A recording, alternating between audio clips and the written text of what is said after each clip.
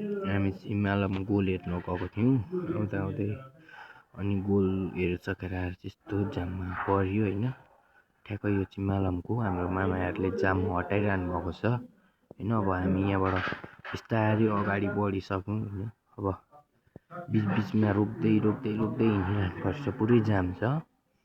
अब सबै गाडी रोक्यो बिचमा।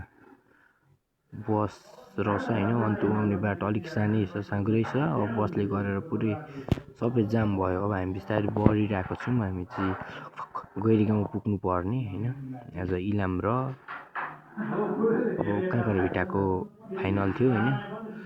इलामले जितिसकेको छ, ड्र भएको थियो गेम, पेनल्टी हान्यो। अब हामी चाहिँ लगभग लाग्यौँ है।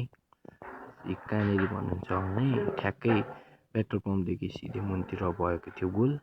अब हामी निक्लिँदै बिस्तारै, सबै मान्छेहरू गोल हेरेर पर्खिँदै हुनुहुन्छ। बिस्तारै अगाडि बढिरहेको छौँ।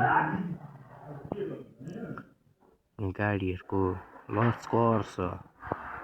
यति बेला यस्तो चिसो छ नि, बेलुका यस्तो चिसो भइरहेको थियो नि। यता अन्तु आउँदै हुन्छ भने चाहिँ पुरै अलिक न्यानो कपडा लाएर आउनु होला। पुरै एकदम चिसो छ है यतातिर त, अन्तुतिर त। आम्मामा हामी गोल हेर्नु त त्यस पछाडि जम्पर, त्यस पछाडि भित्रबाट स्वेटर लाएर जाँदा पनि पुरै जाडो भइरहेको थियो क्या। बिस्तारै लाग्यौँ, छिपिटारबाट सिधै अगाडि पसिसकेको छौँ। हामी चाहिँ टाढा हाम्रो दाइहरूसँग गएको। हामी कतिजना गएको भने 3 जना गएको थियौँ। 3टा बाइकमा गएको थियौँ। 6 जना गएको थियौँ हामी। एउटा बाइक अगाडि छ, 2टा बाइक पछाडि छ। हामी चाहिँ अलिक बिचमा परेको थियौँ। अब बिस्तारै जानु पर्यो र साँच्च पनि परेको थियो। ओभर स्पिड पनि कुद्नु भएन होइन। अब चाहिँ हामी चाहिँ लगभग सर्टकट बाटो छिर्छौँ है त। हामी फिकल पुगिरहँदैनौँ, एकैचोटि बरपट्टि निक्लिन्छौँ। यो बाटो चाहिँ सर्टकट बाटो हो। अब हामी फिकलतर्फ मोडिन्नौँ, एकैचोटि सर्टकट जान्छौँ। हामी निक्लिन्छौँ बरबट्टीमा, सिधै गयो। बरबट्टीदेखि अलिक माथि नै आउँछ, तलै त पुगिँदैन। यो चाहिँ एकदम सर्टकट बाटो, अलिक छिटो छ। पुरै बिचबिचमा चाहिँ पिच रोड फुटिसकेर यस्तो धुलो उड्ने भएको थियो नि बाटो पनि। आउँदैछ पछाडि बाइकहरू, आमामा धुलोले के साह्रो धुलो उडायो नि। अन्त त बढिरहेको छौँ, उताबाट गाडी पनि आइरहेको छ, धुलो पनि त्यस्तै आइरहेको छ है। धुलो कस्तो उडिरहेको छ त्यहाँ देख्न सक्नुहुन्छ हजुरहरूले पनि। पुरै गोल हेरेर आएको। यता गैरी गाउँमा पनि भइरहेको छ नि त गोल। पुरै भेटान्स भइरहेको छ यता। यति बेला 35 वर्षभन्दा उँभो उमेरको मान्छेहरूको आज चाहिँ मालमको गोलले गर्दा, फाइनलले गर्दा एक दिन रोकेको थियो गोल। त्यस पछाडि अनि हामी मालम गएको थियौँ गोल हेर्न। अब हामी घरतर्फ फर्कि नै रहेको छौँ निरन्तर।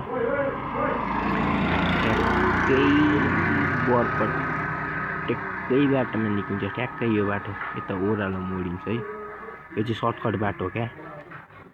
हजुरहरूसँग लाइसेन्सहरू छैन भने चाहिँ पशुपति जाँदै हुन्छ भने चाहिँ यो बाटो स्वाट्टै झर्नु होला, सर्टकट हो। हामी लागिसक्यौँ है ओह्रालो। अब निरन्तर ओह्रालो गइ नै रहेको छौँ। अगाडि आइसकेको छ महालक्ष्मी।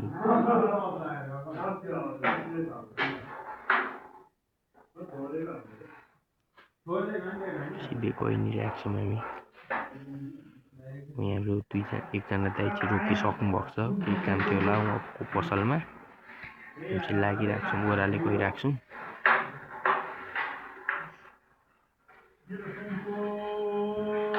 गइ नै रहेको छौँ ओह्रालो। हामी चाहिँ निरन्तर लागि नै रहेको छौँ। अब हामीलाई टपैमा हुनुहुन्छ एकजना विनोद दाइ है। अब विनोद दाइको आउने बेला हुन आँट्यो है। उताबाट आइसक्नु भएको छ, हन्डा बाइक लिएर टपिसक्नुभयो। विनोद दाइ र दुर्गा दाइ हुनुहुन्छ, अगाडि गइसक्नु भएको छ।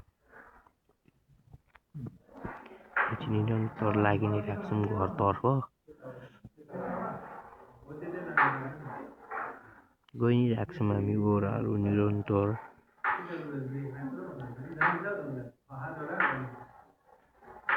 गाडीहरू आइ नै रहेको छ।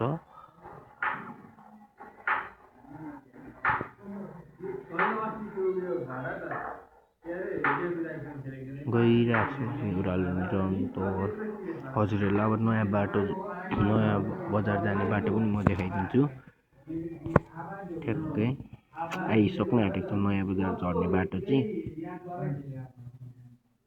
ठ्याक्क नयाँ बजार झर्ने बाटो चाहिँ उयो मन्दिरदेखि स्वाट्ट ओह्रालो जानुपर्छ, नयाँ बजार पुगिन्छ। अब हामी लागिरहेको छौँ। अब हाम्रो घर जाने बाटो पनि आइसक्नु आँटेको छ, गैरीगाउँ झर्ने बाटो। अगाडि भ्यान छ, त्यस पछाडि हाम्रो दाइहरू पनि हुनुहुन्छ होइन। पछि ठ्याक्क पशुपति जाने बाटो पनि यही हो। ठ्याक्कै सिधै यही बाटो जाँदा पनि बुद्ध पार्क भेटिन्छ। अब हामी चाहिँ लाग्यौँ, अब हाम्रो चाहिँ यहाँबाट ओह्रालो हो जाने बाटो। हामी चाहिँ लाग्यौँ है ओह्रालो। अब ठ्याक्कै गैरीगाउँतर्फ चाहिँ यति नै भिडियो बनाएँ आजको लागि। हस्त धन्यवाद। मन परेमा लाइक